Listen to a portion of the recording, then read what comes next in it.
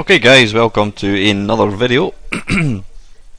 Now what I'm doing here is, anyone that watches my channel will probably know that I have a feature called Arcade Perfect My Arse. It's where I look at an arcade game and then I look at various home versions. Now all of the, or in fact most of the sort of games I've looked at have always been the sort of more kind of modern arcade games, usually games from the sort of, you know, maybe late 80s, sort of 1990s.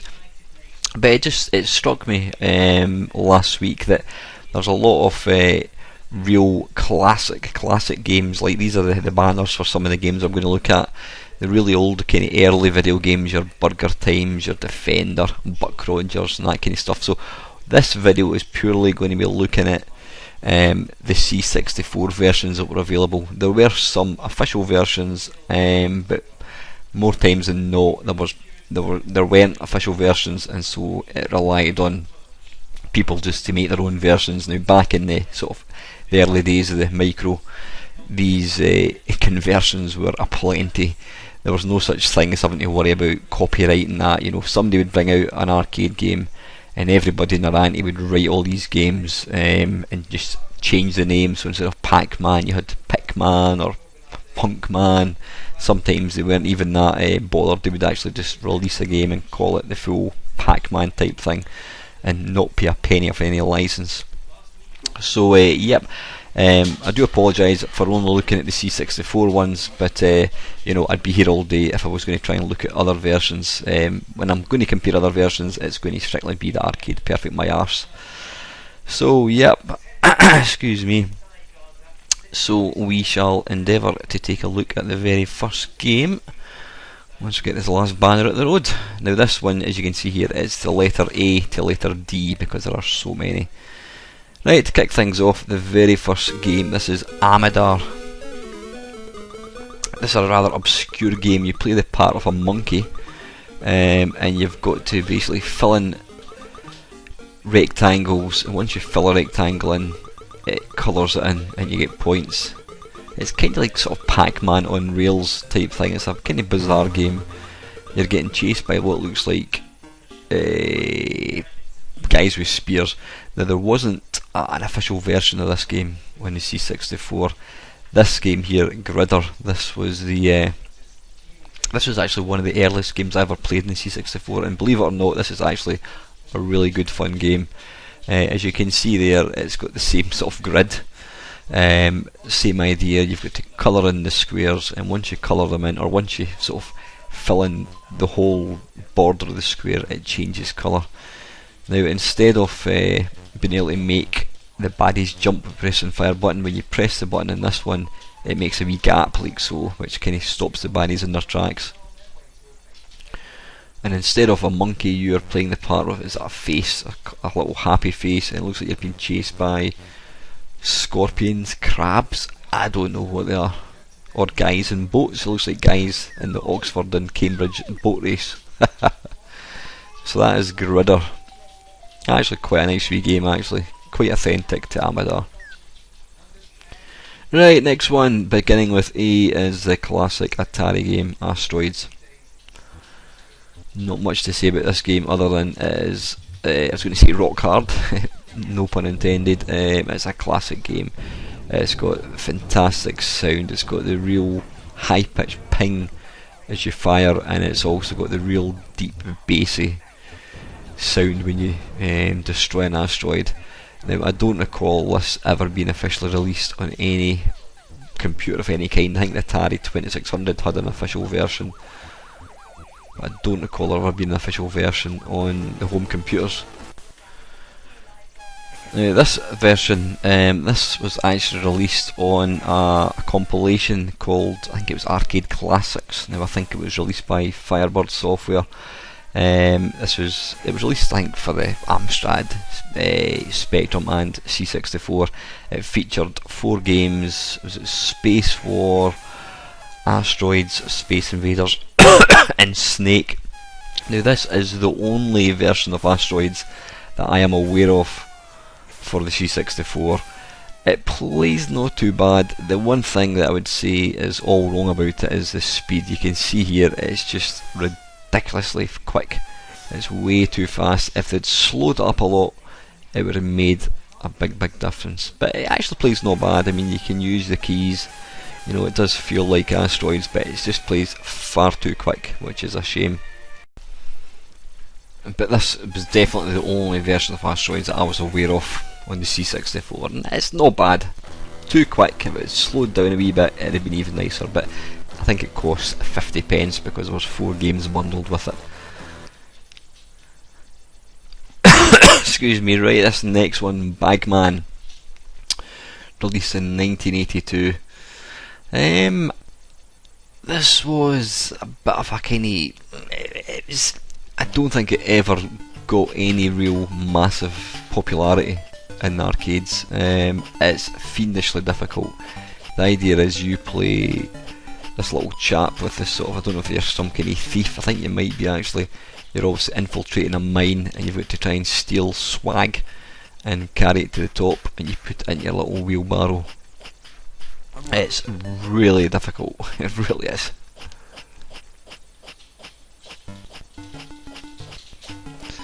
And you can also fall down mice shafts, as I have just demonstrated. That was a little bit of a sampled sound which I wasn't aware of.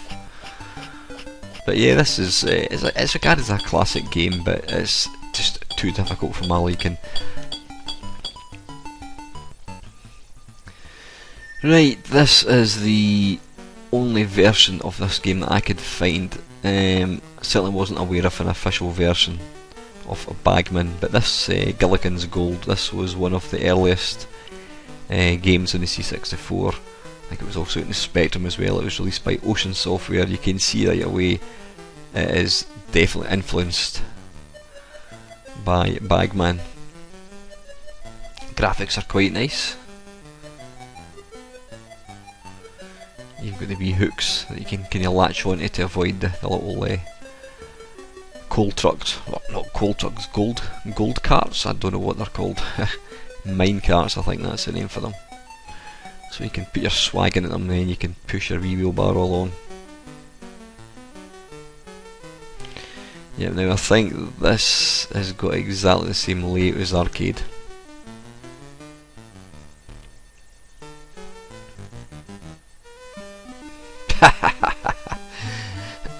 Excuse me. Right, okay, that is a Gilligan's Gold. That's not a bad version of Bagman.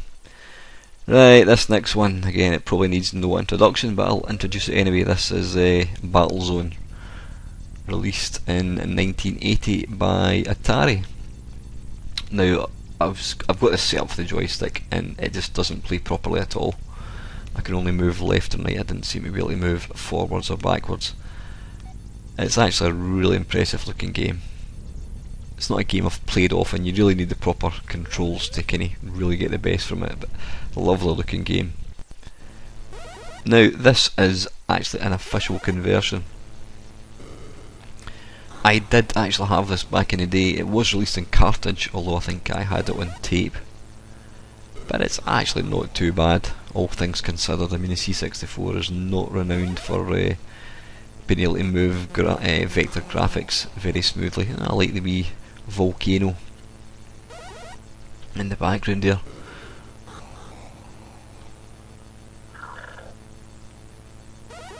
But it certainly captures the feel and flavour of Battlezone. It's certainly not as detailed looking, and it's certainly not as smooth. But you know, we're talking about the Commodore 64 here.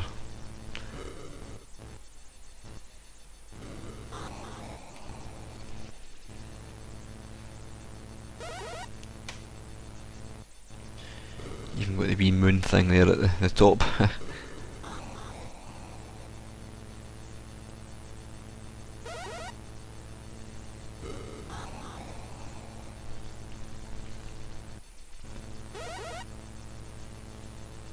Obviously the C64 one is far easier to play. You can use the joystick to move up and down. The arcade one actually had 2 separate joysticks, and it operated each sort of track, the left and right track of the tank, individually. So if you push one forwards and pull one back, you would kind of spin round without moving forwards. To move forward, you pushed both joysticks forward. To move backwards, you pulled both joysticks backwards. So it's got the look of the arcade. Obviously, it doesn't have the it's not got the controls, but you know, you're never going to get that. Well, saying that, they could have technically implemented 2 joysticks, but you know, they weren't. That never happened, unfortunately. But all in all, it's not a bad version of Battlezone. Right, anybody that watches my channel will know that this game is a particular favourite of mine. This is the classic Berserk, released by Stern. I think it was in 1980 it came out, I'm not exactly sure. It's a deceptively simple looking game, but it's one of the most difficult games. It absolutely takes no prisoners at all. Intruder alert, intruder alert. The intruder must not escape. Now, there doesn't appear to have been an official version of this game ever released. There was a few public domain ones that looked almost like in BASIC, which were absolutely abysmal. So the one I'm about to show you here was actually released, I think it was last year? Here we go, this is Berserk. Now this was actually released, I think it was about a year ago. It's a fantastic version. Maybe slightly too quick, and the mazes are a wee bit more basic looking. But this plays brilliantly, really nice game. Yeah, there's certainly maybe a few more robots in this version as well, but oddly the maze layouts are a lot more basic. You can see here it's just kind of straight lines, whereas the arcade actually had sort of like walls joined together. So, well, see, that one's got it. I'm guessing it's possibly random walls, which may explain why they sort of look a wee bit sparse in the earlier levels. But I mean, listen to this speech. It's just an amazing version. They've even made little Evil Otto smoother than even in the arcade. He was quite kind of glitchy looking, but in this one he's super smooth. It doesn't play exactly like the arcade. It doesn't feel like the arcade. It looks like it, and it does give a nice game, but it's a game that I do play a lot. I do play the main version quite a lot, so I do know how it feels, kind of thing. And it does have a slightly different feel to it, but it's an excellent version.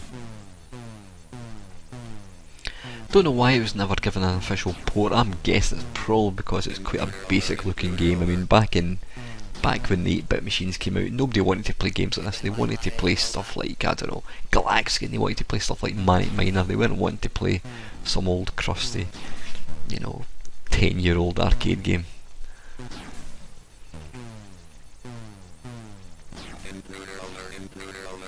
But the sound in this version is awesome, and this game is completely free as well, so you can go and check it out.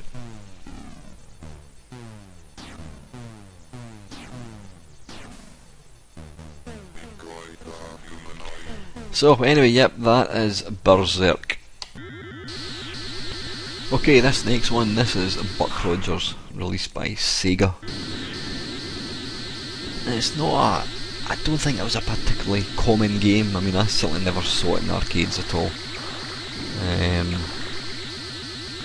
It's one of these multi-level type, sort of shoot 'em up type affairs. It was actually quite advanced for the time. I mean, it's kind of pseudo 3D. Obviously kind of a precursor to Space Harrier.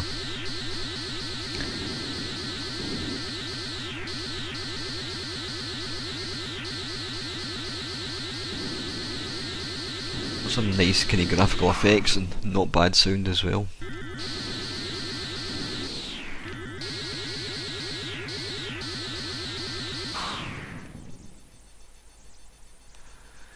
Right, okay, that is the arcade one. Let's take a look at the official version on the C64.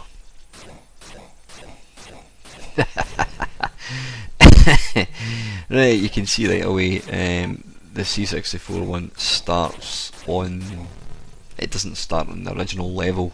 In fact, the level that we just saw in the arcade one seems to be, is it level 4 or something? It seems to jump straight into that one. I'm not sure why they do that, why they don't make games more authentic, because I think all the levels are actually intact, but for some strange reason they decide to swap the order.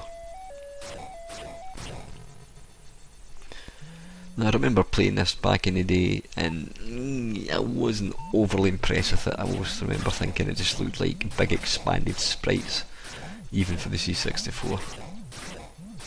But not a bad attempt. It's got the sort of scrolling, surface. The 3D's not too bad.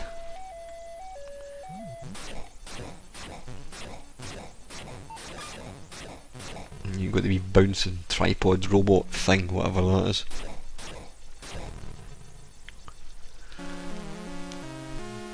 Not a classic game at all, but anyway, yep.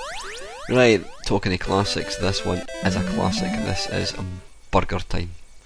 I love this game. I love the whole idea behind it. I love the graphics, but it's savagely hard.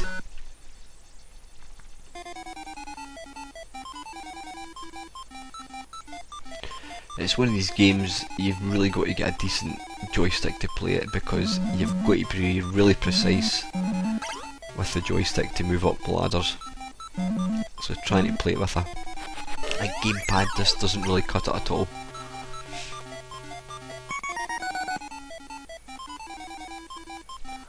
I love the way you can bounce up the stairs. Take that, Mr. Sausage.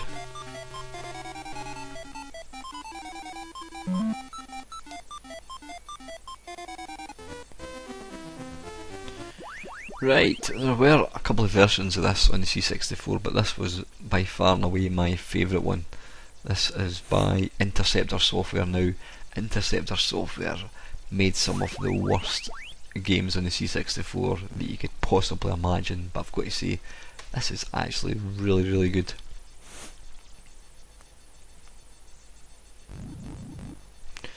And they've even gone as far as to call it Burger Time, so they didn't even make any attempt to try and change the name. They just used the full name, and I don't think for 1 second they paid any royalties to the company that made the original game.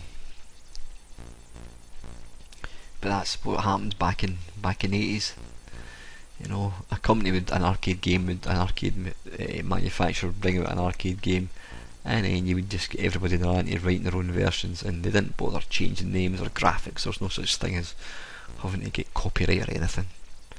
There probably was, but nobody paid any attention, and companies got away with it, so, you know, that's why they did it. But yes, even the way the wee hamburgers bounce down the screen. Now the other version I didn't mention, there was a couple of versions of this game. The other one that springs to mind is Mr. Wimpy, which was released by Ocean. It was one of their first games, and it was it had a sort of it had 2 levels. It had this level, which is obviously the proper Burger Time, and it also had a level where you had to kind of build up ingredients. It was a bit rubbish. Now that there, you noticed there I got killed with the egg being underneath me. I don't think you get that in the arcade one.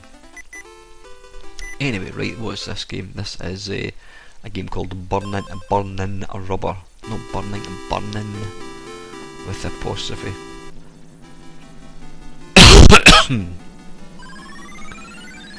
the idea behind this game is basically to try and race as far as you possibly can. You control the little red buggy, and if you get your speed up over 100 miles an hour, you can basically, you can leap into the air.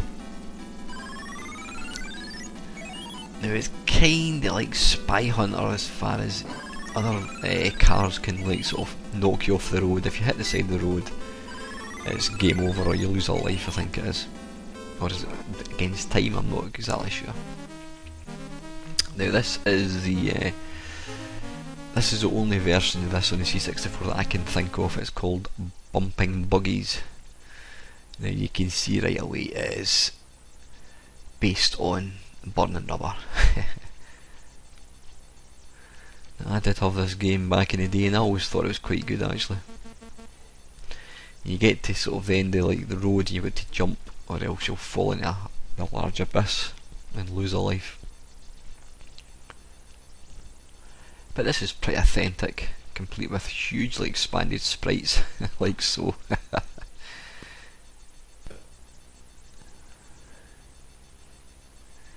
Now if you time your landing, when you're actually in the air, you can actually move the car left and right, up and down, and if you want extra bonus points, you can try and land on top of another car and basically smash it.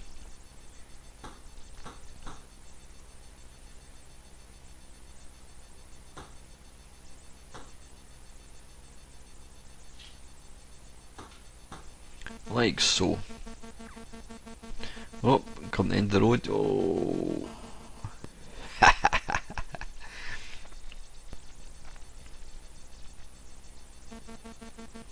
Quite a basic game, but you know what, it was pretty authentic to the original. Take that. Again, this was one of the earliest games that I had on the C64. Don't think the Burning Rubber was ever officially released on any home computers. Because at the end of the day, why would a company want to?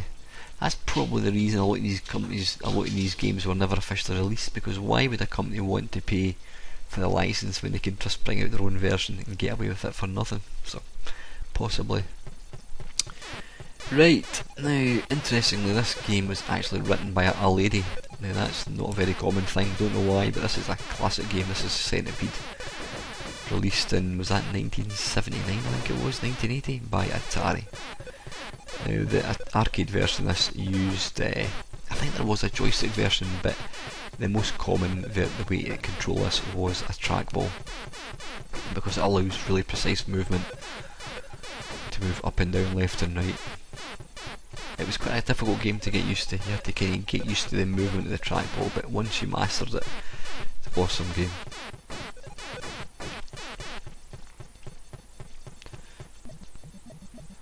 Okay, right, now this is actually the official Atari version of Centipede.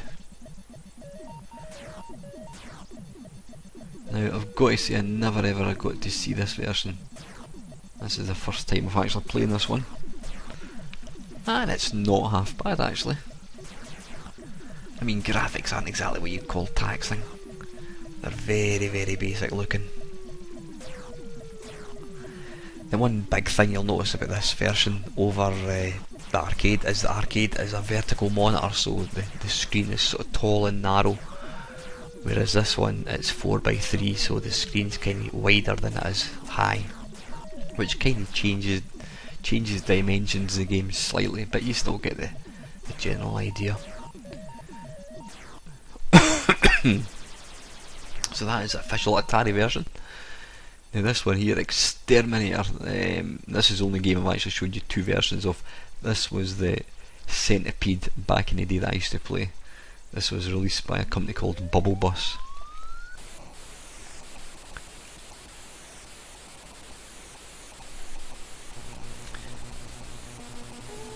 Now, like the official version of Centipede, obviously this game was in a 4:3 ratio, so you know it did differ from the arcade one, but this one was pretty good. It starts off quite slow, but it builds itself up. Now, one unusual thing about this one, you've maybe this sort there, you've got a big nasty spider who walks along the bottom of the screen. You can't kill him at all, you've just got to move him. He doesn't jump or anything.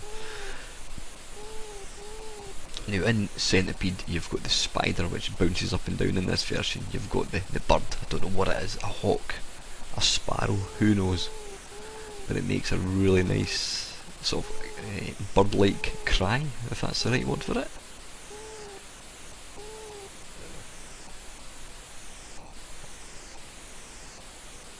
But I played this game an awful lot back in the day.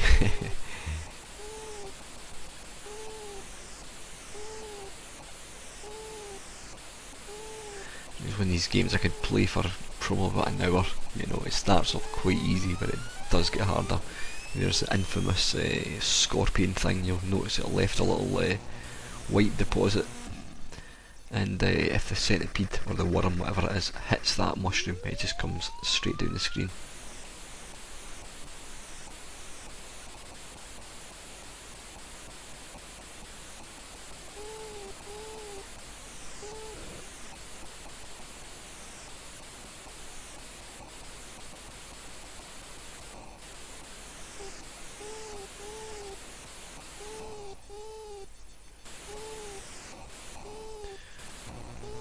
Avoid the spider. Yeah, that's Exterminator. That's a pretty good centipede clone. Right, this is Choplifter. You can see there, released in 1982. Now, I might be talking nonsense, but I am sure that the home version of this actually came out before the arcade. I'm sure they brought the arcade one out based on the home computer version. I think it came out in the Apple II computer. I may be talking nonsense. Google it and you can find out. But the idea behind this game is you pilot a helicopter and you've got to rescue hostages whilst trying not to get killed. Oops, and I've just killed one of the hostages. So that's the arcade one. Let's take a wee look at the version that I played. Kaboom! That's good night from him. Right, yeah, Dan Gorlin, 1982. Yeah, I am 99.99% sure that the home computer version, actually came out first, and then they brought out the arcade version. Obviously, graphics are a lot, so, you know, not as colourful looking. But there's something quite nice about the graphics. I mean, they're very, very small, but they've got sort of nice shading on them. You can tell it's wee guys who are actually running, which is quite good.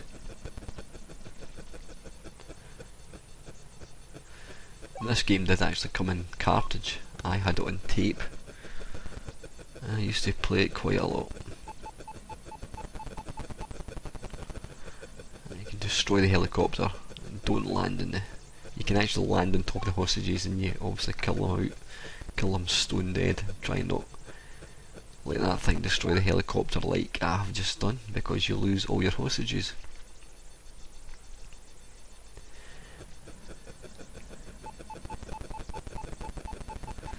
Nice wee bit of 3D there as you kind of leave the base. You get the wee sort of parallax scrolling, which gives quite a nice effect.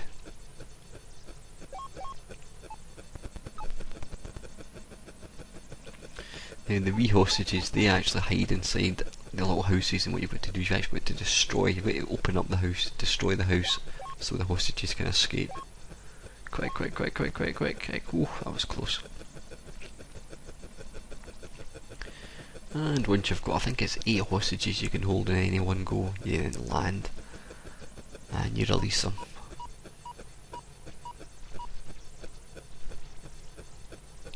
So that was Choplifter. Pretty good version, although the arcade one was based on that one, I think. Right, this is Circus Charlie, released by Konami. It's one of these multi-event type games.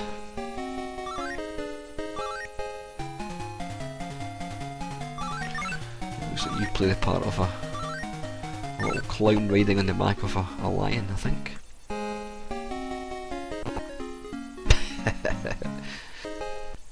Right, okay, this is the C64 one. This was released by Parker Brothers.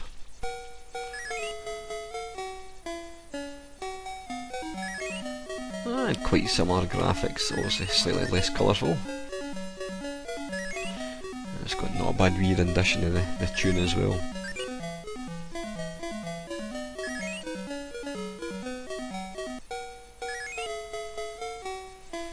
I don't think I've ever actually finished this first level. There are different levels. I think there's one you bounce on a trampoline or something, but I've never actually got to the end of the first level in this game. Although to be fair, I don't actually play it very often.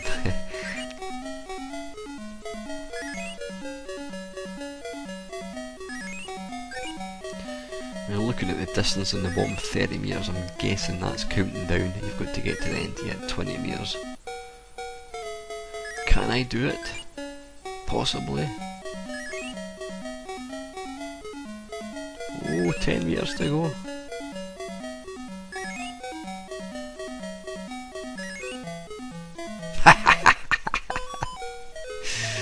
It is so tantalisingly close. Let's give it one last go. But yeah, this is not a bad reversion. Ah, bollocks. Yep, that's Circus Charlie. That's quite nice. Right, okay, this is Congo Bongo. Now you can see here, this is definitely taking its influence from Donkey Kong. The idea being you've got to get to the top and chase the gorilla. Really nice graphics in the arcade one. Because it's kind of pseudo 3D or isometric 3D, it's going to be quite difficult trying to judge exactly where you want to go. But the graphics in the arcade one are excellent.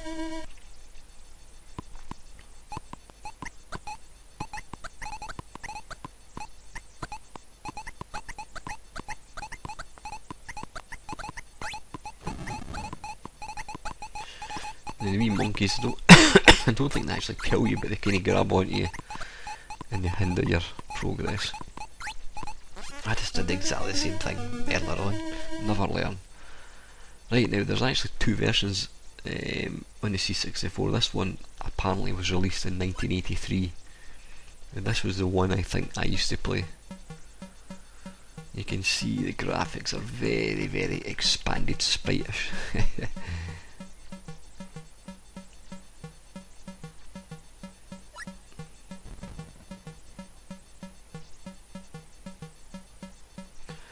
And the monkey looks somewhat smaller. I think it's probably a, what do you call it, a chimpanzee rather than a gorilla in this version, I think. Or possibly even a spider monkey. Looking at the size of it.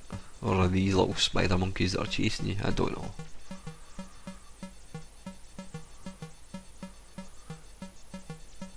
Yeah, I mean, the expanded sprites in the C64, it was probably easy for programmers to make them, but sometimes they looked a bit shit in this case in point.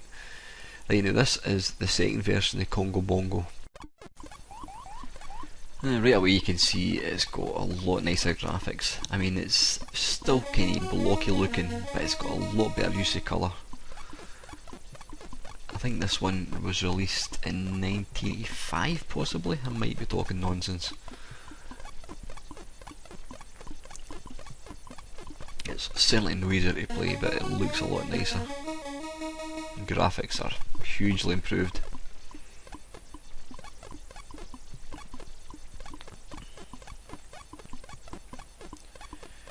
Oddly in this one you seem to get chased with coconuts as well.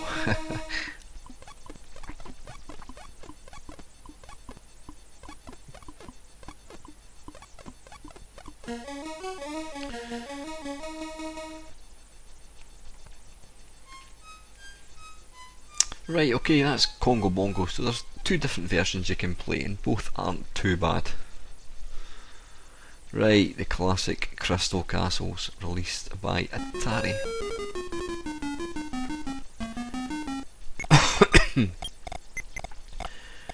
Now this game, like Centipede, used to be controlled using a trackball. I think possibly like Centipede there may have been a joystick version released as well, but the trackball was the definitive way to actually play it.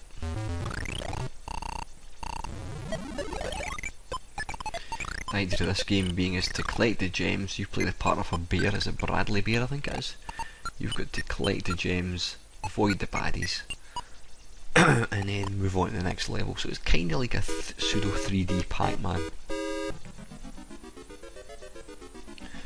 Now moving on to the C64 one, this was actually released officially by Atari, and I've got to say it's a bloody excellent version. I do apologise about my coughing, it's really annoying. Yeah, graphics in this are fantastic. Plays really well, even using a joystick.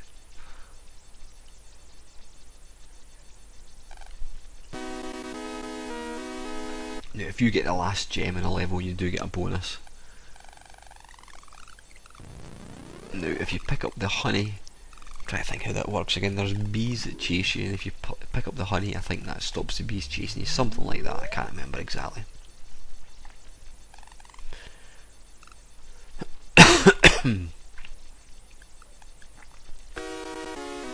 But the baddies will try and make their way straight towards you.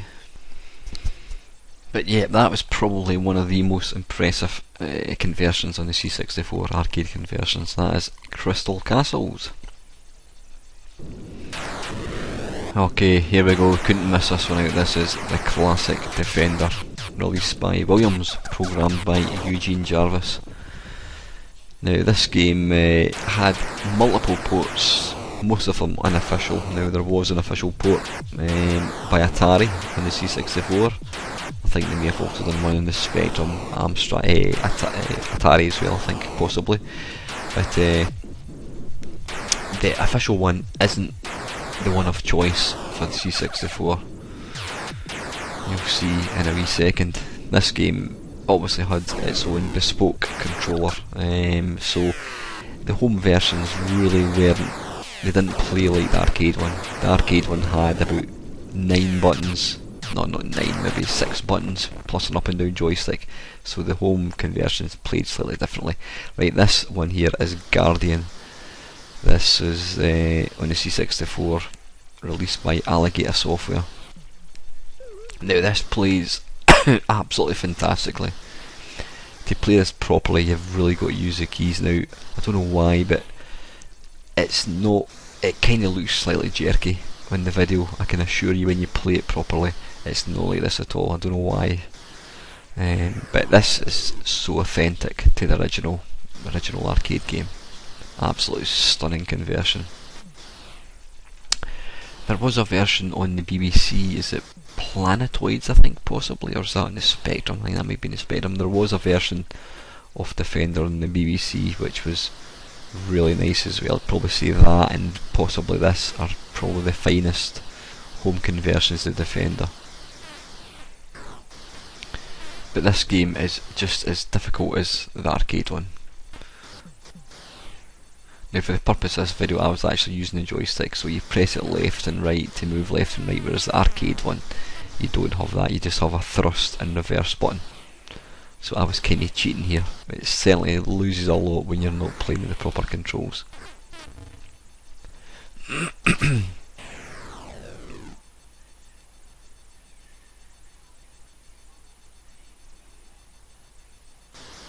The only thing missing out this version is there doesn't appear to be any sort of afterburner when you're actually moving the ship, but an absolutely stunning conversion. That is Guardian. Right, Dig Dug by Namco. One of these games that seems to be released on every single compilation that Namco ever bring out. It's not a game that I've ever really enjoyed playing that much. I mean, what's not to like? It's got little baddies, it's got fire breathing dinosaurs, you know, it's super cute.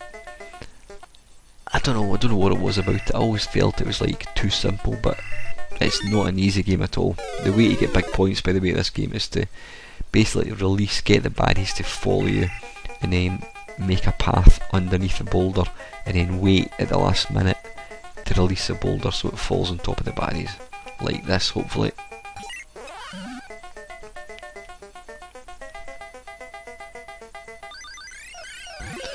Another way to kill baddies is obviously to inflate them using your pneumatic inflator pump thing, whatever it is.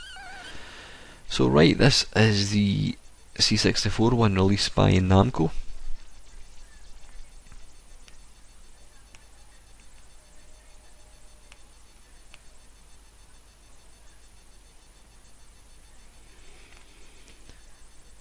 Again, the one sort of big difference with this version is the aspect ratio. This one's 4:3 as opposed to the sort of tall and lanky vertical screen in the arcade one.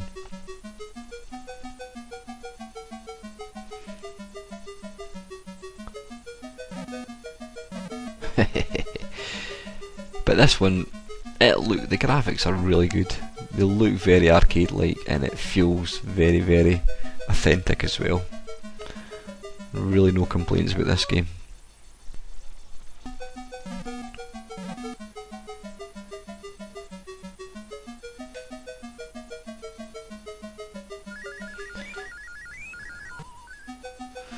once you kill the second last baddie, the last one always buggers off and tries to escape like so.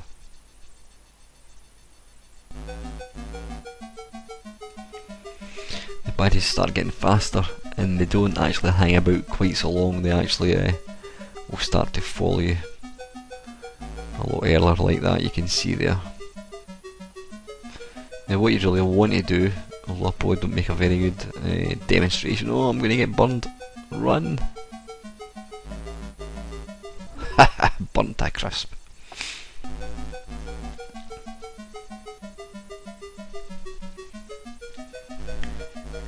I bet this is pretty much spot on. I don't think you could really have asked for a better conversion. Like I say, it's not my favourite arcade game, but you know, if you like Dig Dug, then look no further than this version for the C64.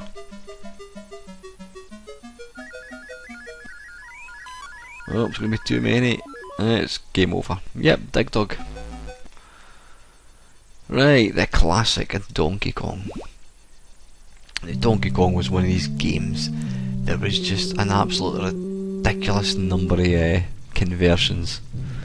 Donkey King, Donkey Kong, Crazy Kong, you name it, there was versions of Donkey Kong out for it. I mean, Crazy Kong was the very first game I bought on the C64. It was released by Interceptor Software and it was one of the worst games I've ever played.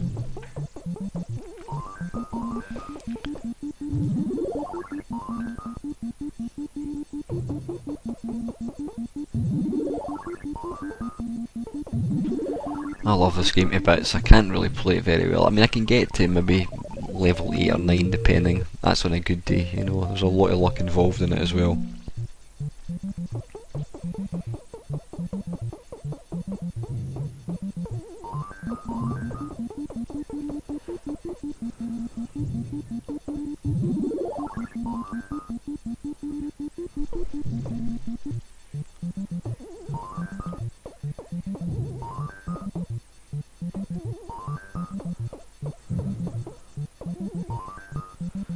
You really need to play this with a joystick. I'm using the Xbox 360 controller, which really isn't ideal for a game like this.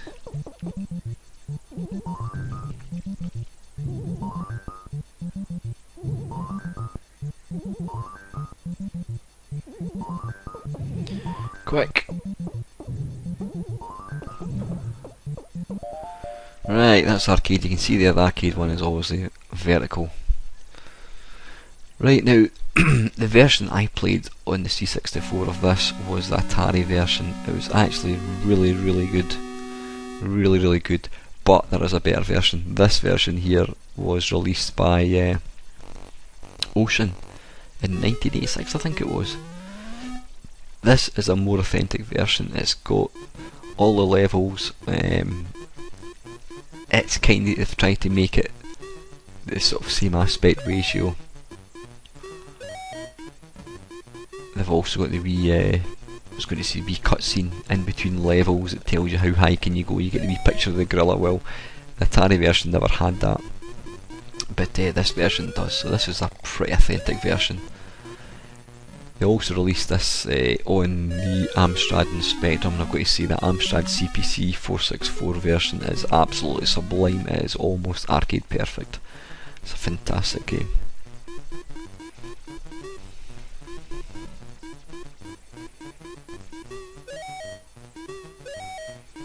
And it even replicates the sounds pretty well as well.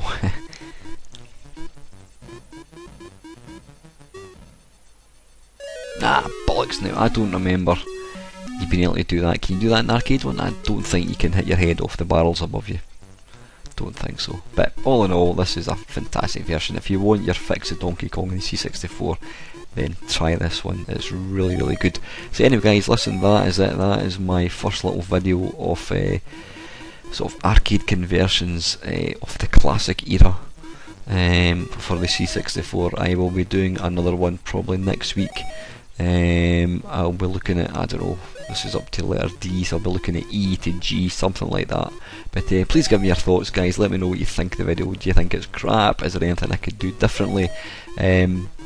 I will intend to maybe try and do something similar for the Spectrum later on, but there's too many games. I just wanted to look at the C64 because that was the computer I had. But as usual guys, hope you enjoyed watching it. Please feel free to like, comment and subscribe, and finally thank you very much for watching.